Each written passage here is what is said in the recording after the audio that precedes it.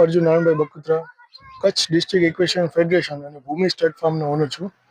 આપણે અહીંયા 20 અને 40 કિલોમીટરની કચ્છ એન્ડ્યોરન્સ ચેમ્પિયનશિપ આપણે યોજાઈ હતી, જેમાં અલગ અલગ ટાઈપ બ્રીડના અલગ અલગ રાઇડરો બધા આવ્યા હતા અહીંયા કને. જે 4 ઘોડા આપણા આવ્યા છે મુંબઈથી, અને આપણા બીજા માઉન્ટેડ પોલીસના બી ઘોડા છે અહીંયા કને, જે ભુજ માઉન્ટેડ પોલીસ છે. બીજા આપણા બી રાઇડરો છે જે લોકલ પબ્લિક છે એના. ભુજ માઉન્ટેડ પોલીસ આપણે અહીંયા કને જમ્પિંગ અને ટેન્ટ પેકિંગનો આજે શું કહેવાય શો કર્યો એ લોકોએ. 2 દિવસનો ઇવેન્ટ હોય છે, જેમાં આપણે એક દિવસ 24 કલાક પહેલા ઘોડા આવે છે, અને એ ઘોડાઓ બધા ડૉક્ટરથી ચેક કરવામાં આવે છે. અને બીજા દિવસ સવારના વહેલી રેસ થાય છે. રેસ દરમિયાન બધા 5-5 કિલોમીટર પાણી રાખવામાં આવે છે ઘોડા માટે, માણસો માટે, અને ઘોડાને ચેક કરવામાં આવે છે. ઘોડો રેસ ફરી આવે એના પછી ડૉક્ટર્સ ચેક કરે છે એને, અને જોવામાં આવે છે કે ભાઈ ઘોડાને કાંઈ લાગવા નથી, કોઈ લોહી નથી નીકળ્યું કે ભાઈ કોઈ કાંઈ થયું નથી. માનીએ છીએ કે ભાઈ જે નવા છોકરાઓ છે, યંગ જનરેશન જે બધી ફોનમાં ને એમાં લાગેલી પડી છે, કે ભાઈ આવી ગેમો કરો તમે, અને આવી ગેમમાં તમે ઇન્ટરેસ્ટ લ્યો, આ રમો તમે, તો એમાં સ્ફૂર્તિ અને એના માટે બહુ સારી છે વસ્તુ. કેટલા વર્ષથી આવું આયોજન કરવામાં આવે છે? હા, આપણે પાછલી વખતે માર્ચમાં કર્યું હતું 2025માં, જે કચ્છનું સૌથી પહેલો એન્ડ્યોરન્સ ઇવેન્ટ હતો. એના પહેલા કોઈ એન્ડ્યોરન્સ ઇવેન્ટ થયો નથી, ને આ પાછો આપણે બીજો ઇવેન્ટ કર્યો છે, બહુ સક્સેસફુલ. ના, આમાં ઘોડા બધાના પોતપોતા લઈ આવે છે. જેમ કે મેં તમને પહેલા કીધું કે જેમ 4 ઘોડા મુંબઈથી આવ્યા છે, પછી આપણા બે ઘોડા છે, અને જે બી લોકલ રાઇડર્સ હોય એ બધા પોતપોતાના ઘોડા લઈને આવે છે. દર્શક મિત્રોને એ જ કહેવા માંગુ છું કે ભાઈ આ ગેમને આગળ વધારીને આપણે, અને ઇક્વેશન જે ઘોડાની લાઈન છે, જે માણસોને જે નોલેજ હોવી જોઈએ, ભાઈ ઘોડા કેમ સારવાર કરવા, શું કેવી રીતે રાખવું આપણે, એને આપણે આગળ વધારીએ તો બહુ સારું કચ્છમાં. અને કાલથી ચાલુ થયું છે ને? કાલે શું? હા, કાલે આપણે કાલે આ ઇવેન્ટ એવું છે કે આ 2 દિવસનો ઇવેન્ટ હોય, જેમાં એક દિવસ પહેલા ઘોડા આવે, 24 કલાક એને રેસ્ટ આપવામાં આવે, અને એનું ડોક્ટર્સ ચેક કરે. મારું નામ જાડેજા શક્તિસિંહ કે, મૂળ ગામ નાગરેચા. અમારું અશ્વ મંડળ ઘણા વર્ષોથી જેને કહી કે એજ્યુકેટેડ વર્ગ સાથે સંકળાયેલો આ ટાઈપની કોઈ પણ કોન્સેપ્ટ થાય એવું ઈચ્છતી હતી. અને કુદરતને કરવું, ભગવાનને કરવું હશે તો જે આ આખું મંડળ છે કચ્છ ડિસ્ટ્રિક્ટવાળા ભાઈ મનીષભાઈ છે, અર્જુનભાઈ છે, એ ગ્રુપને સપોર્ટેડ એમને પણ પ્રોત્સાહન મળે. અને અમારા મંડળ રામ રહીમ મંડળ તથા વિશ્વશક્તિ મંડળ જે વર્ષોથી આ સબ્જેક્ટમાં છે, હવે એકચ્યુઅલમાં જે અશ્વ અંગેનું અનુભવ અને જ્ઞાન એ મેં જરૂરી છે. તમે અશ્વ ખરીદી કરો છો પણ તમને કોઈ નોલેજ નથી તો તમે શું કરશો? એટલે જૂની દરેક જે આપણે કચ્છમાં વર્ષોથી અશ્વની જે પ્રક્રિયા છે, જૂના સમયમાં વાહનો નહોતા ત્યારે અશ્વ એ મેન હતું, અને આપણા યુદ્ધના સમયમાં પણ અશ્વનું ઓલું કરવું. કચ્છ રાજ પાસે 1 લાખ ઘોડા હતા. એમાંથી જે આપણા સિંધી નસલ એક એવી તાસીરનો ઘોડો છે જે વિશ્વમાં સ્ટેમિનામાં જેને કહી કે ફર્સ્ટ નંબર છે.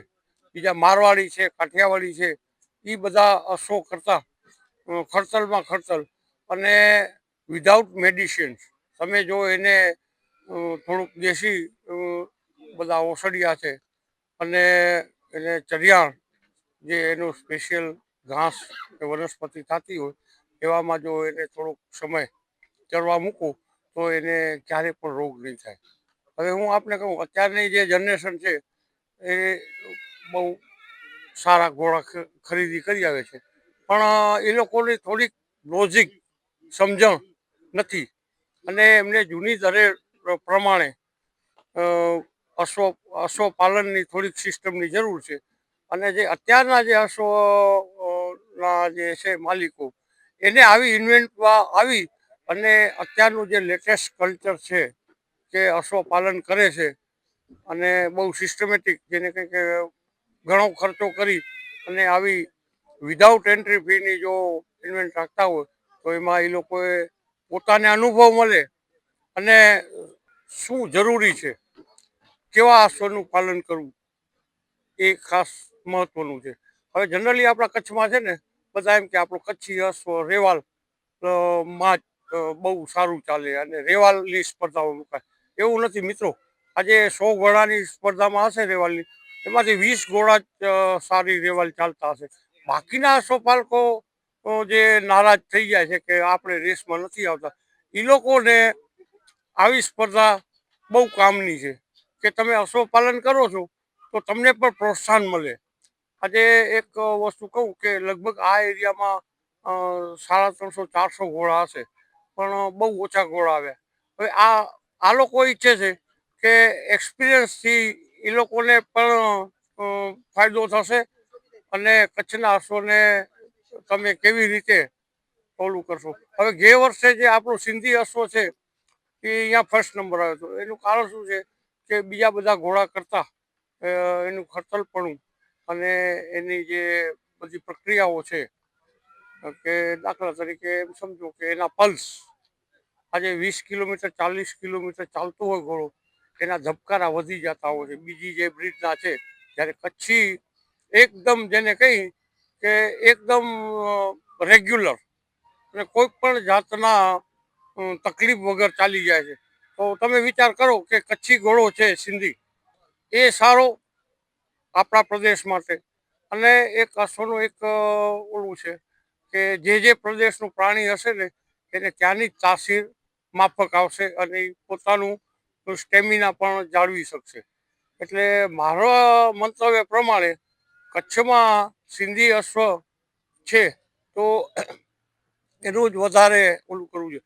હમણાં ઘણા વર્ષો પછી આપણે કચ્છી સિંધી અશ્વને બીજી કોઈ પણ ઇવેન્ટમાં એન્ટ્રી નથી મળતી, પણ રામ રહીમ મંડળ અને અમારા ગ્રુપના દરેકે વ્યક્તિઓના પ્રયત્નોથી સહજીવન સંસ્થા એને અભ્યાસમાં મૂકી અને રજીસ્ટ્રેશન અપાવ્યું. અત્યારે હવે આપણે સિંધી અશ્વને બધી જગ્યાએ સ્પર્ધાઓમાં ભાગ લેવા મળે છે. એ એક બહુ સારી વસ્તુ કહેવાય. આજે કાઠિયાવાડી છે, મારવાડી છે, આજે વર્ષોથી સ્ટાન્ડર્ડ જેને કહી કે દરેક સ્પર્ધામાં એને એન્ટ્રી મળતી, આપણા સિંધીને ન મળતી. તો હવે તમે એક વિચારો કે ખરેખર બધા કૌશલ્યથી એકદમ સારું છે બ્રીડ, તો એના પાછળ આપણે લક્ષ્ય આપવું જોઈએ. આપણે અશ્વનું જે પાલન કરી છે એનો થોડુંક જૂની સિસ્ટમ ઉપર પણ થોડુંક સમજવાનું અને એનું સ્ટડી કરવું એ જરૂરી છે.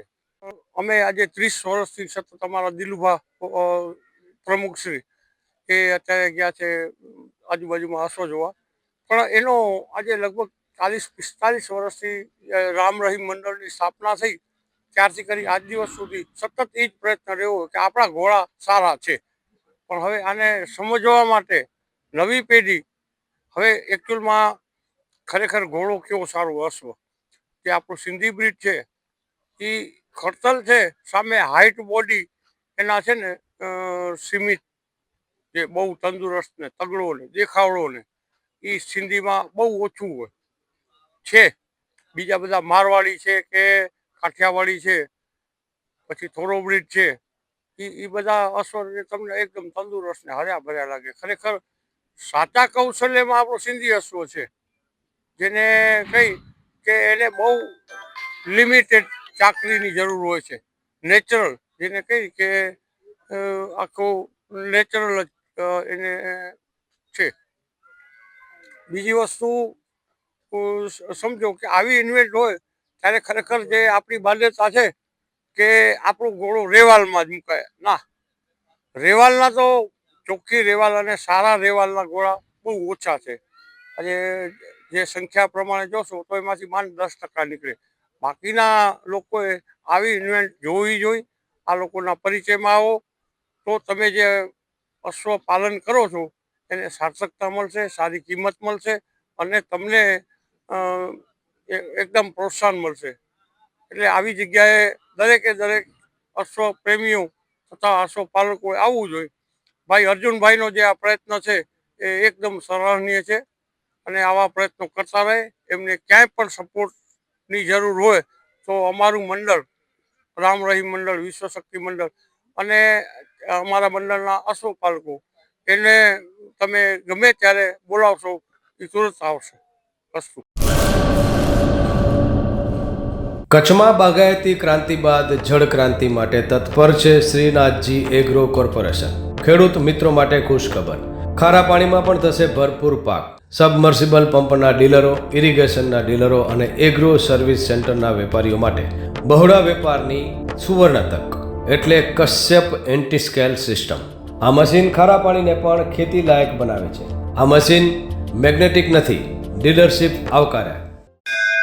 મોંઘું બિયારણ વાયું, સારું ખાતરેય નાખ્યું, પણ આ ખારા પાણીને લીધે પાકનો ઉગાવ નો થયો તે નો જ થયો અને ઉપજય નો નીકળી. ભલા માણા મૂંઝાય છે શેનો? ખેતરમાં લગાવ કશ્યપ એન્ટીસ્કેલ મશીન, જે ખારા પાણીને બનાવે ખેતી લાયક અને ફળદ્રુપ જમીન સાથે આપે મબલખ પાક. સંપર્ક Shrinathji agro corporation, Prahlad Nagar road, SJ highway, Ahmedabad.